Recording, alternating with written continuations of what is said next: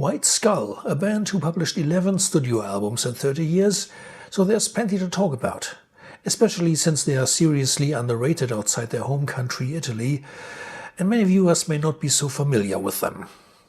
Time to change that.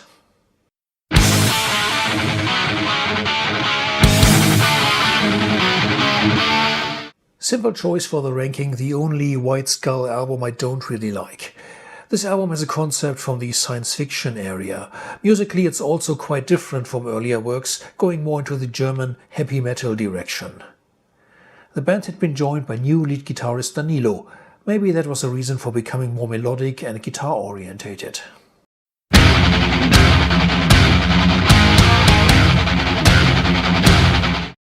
As the title Forever Fight already suggests, the band had to struggle to continue after their previous singer Gus left. Studio album number 8 presented a new singer, Elisa, who was fired after only this one album.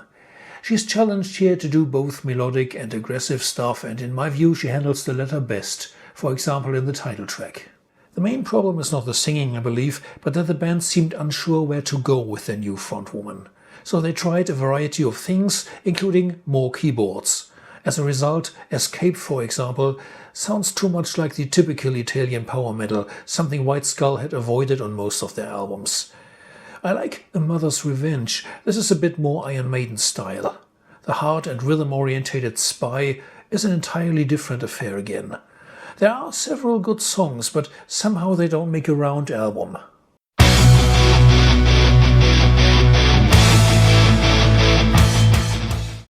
It felt like the band was going back to basics here, with straightforward tunes like Headhunters, for example. Altogether, Ring of the Ancients became a fun album, with a nicely chosen Black Sabbath cover, Valhalla from the underrated Tony Martin days.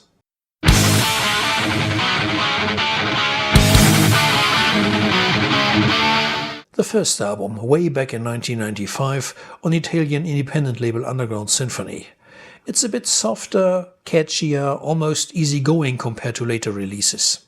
White Skull already had an entertaining variety though, with a speedy Mama, the ballad White Lady and the heavy riffing of the title track, even if some experience was still lacking a promising start.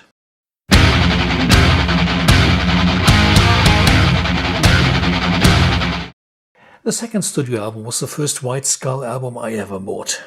Back then, when it was new, it introduced me to the band, which is why I'm particularly fond of it, even if it includes two ballads like Love Is and She Won't Wait All the Night. White Skull went to play pubs and biker festivals and thus gained a certain street credibility, a good foundation for their later career.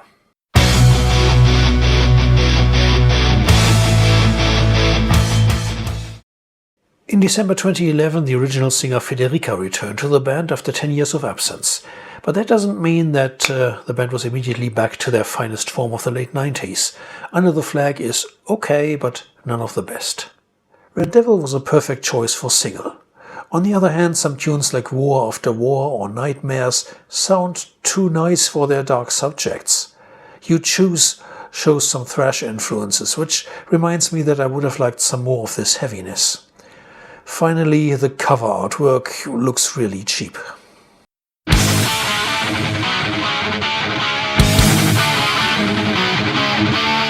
White Skull were joined in the early 2000s by a guy from Argentina, Gus Gabarro, who went on the nearly impossible mission to replace Sister Deboni, who had been the popular identification figure of the band.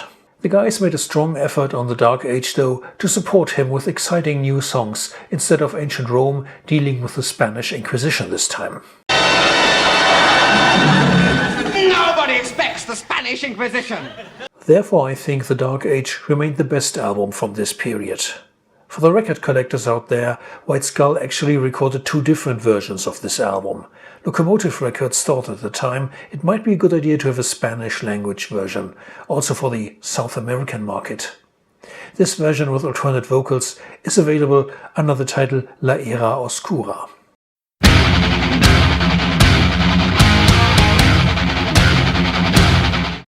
This album appeared 5 years after Under This Flag, and White Skull used this time to make a big next step.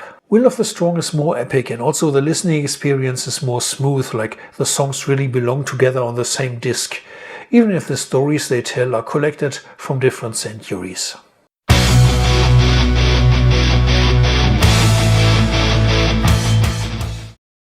I don't think I ever did an album ranking where I put the latest album of a band on number 3, but Metal Never Rusts really is one of the best records of the band in my view. The title track is typical speed metal, heavily mentalist, quite bizarre, while we also find more accessible tunes like Black Ship.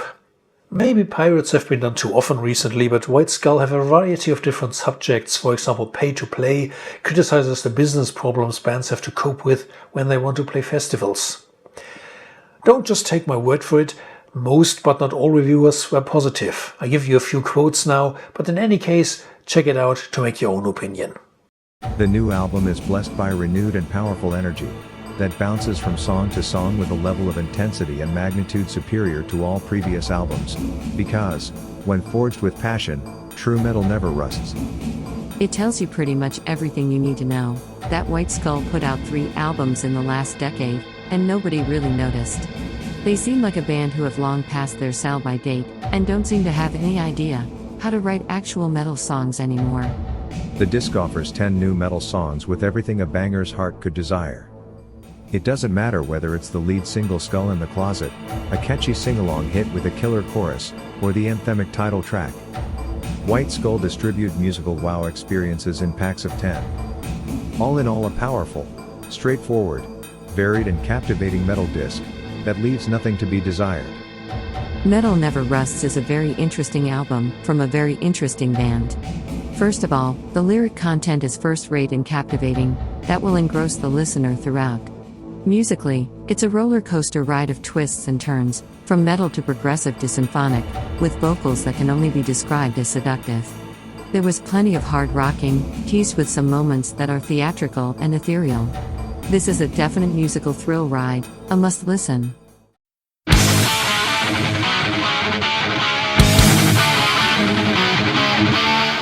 Chris Boltendahl from Gravedigger had started to help White Skull on the promotion side, which had severely been lacking before, and got them a deal with Nuclear Blast, a much bigger record label who was looking for more melodic power metal bands after the huge success of Hammerfall. White Skull grabbed the chance, added more power to their metal while dropping the more mainstreamy rock influences that could still be heard on Embittered. Telling tales from the north with Asgard, Gods from the Sea or Viking's Tomb, they took a step into heroic fantasy. For this album, White Skull went on tour supporting Gravedigger in Germany and other countries, which helped them to establish their name in Europe to a degree.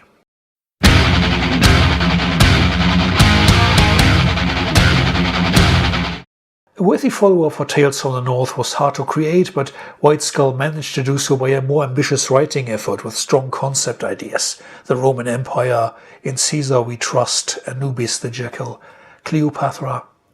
A mature and impressive record. It's a pity the troubles in the following years kept them from becoming bigger. Thanks for watching and see you next time.